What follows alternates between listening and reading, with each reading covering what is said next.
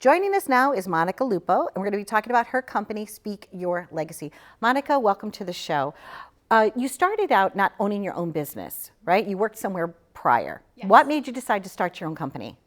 I ended up having a lot of patients that were either underserved or it was taking a really long time for them to be seen. And so I realized that by doing home-based services, I could bring the services to them and not only make it easier, but kind of bring them a whole variety of things that normally can't come into the home. Beautiful. Now you have a lot of letters after your name. MACCC-SLP, S or TSSLD, CDP, LSVT-C, CLTS. Of all the guests I think I've had in 15 years, you have more letters than anybody else, Monica.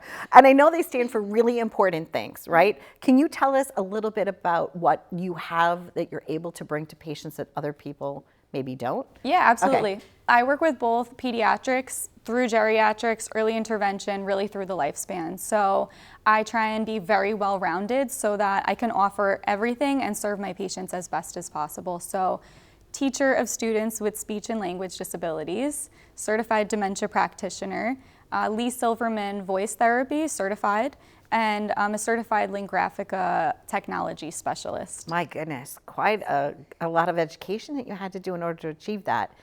Yeah, but you offer a lot to the community that you serve. Absolutely, and I feel like in order to be your best for your patients and bring them everything, you have to be as well-rounded as possible. Beautiful. Now you have a new piece of equipment here, new to me anyway. This is the first time anybody's brought like something that looks like a skull with like a turkey gobbler kind of coming out of it, right? So what are we going to be learning about today?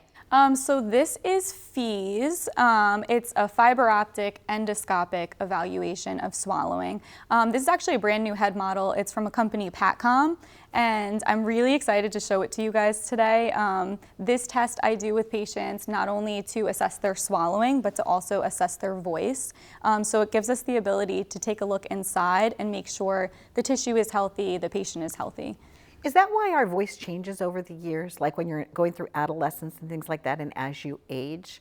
You know, I feel, this sounds funny, but at 58, I'll be 58 in June, I feel like my voice right now is as good as it's ever been. I don't know if it's because I talk for a living or whatever, but I feel like it's strong. And I also sing, right? So like, how does that work? How does that tissue change over the years? So healthy voicing, good vocal hygiene.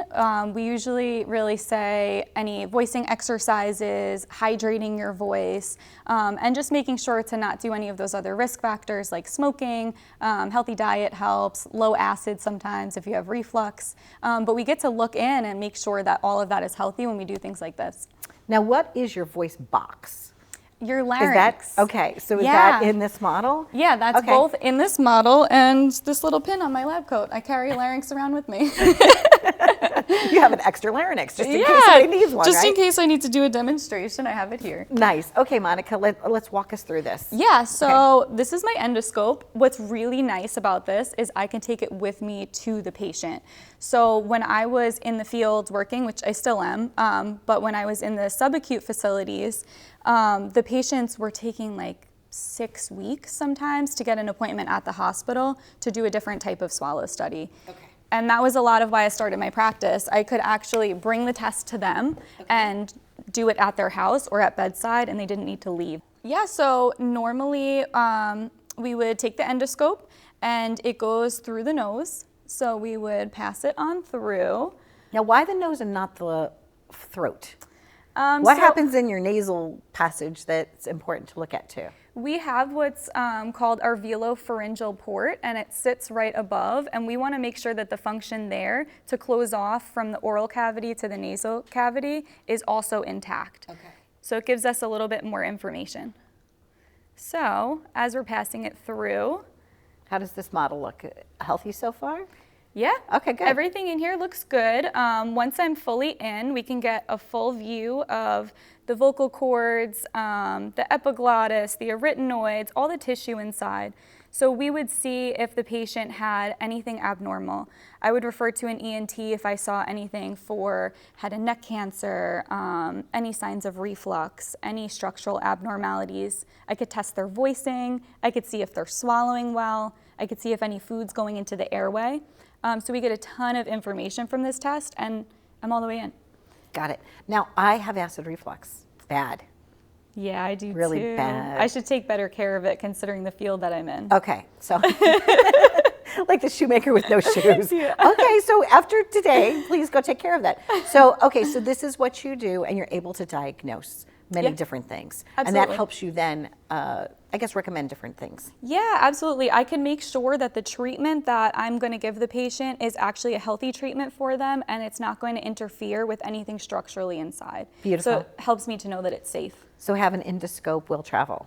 Yeah, Right? absolutely. And then it comes right back out. That's as far as it goes in. Okay. The test is actually really quick and easy. But yeah, it comes with me to the patient's houses. And then I could do a whole variety of different treatments with them, work with the caregivers, work with the families there.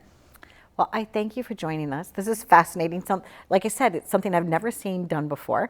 And originally, I thought you were going to do it on me because I was a little afraid about that. But thank you for not scoping me here today with the fees test. But thank you, Monica, for joining us. Absolutely. Stay tuned for more. We've been living it up right here. And if this is something that you think that you'd be interested, Monica makes house calls. Thanks for watching.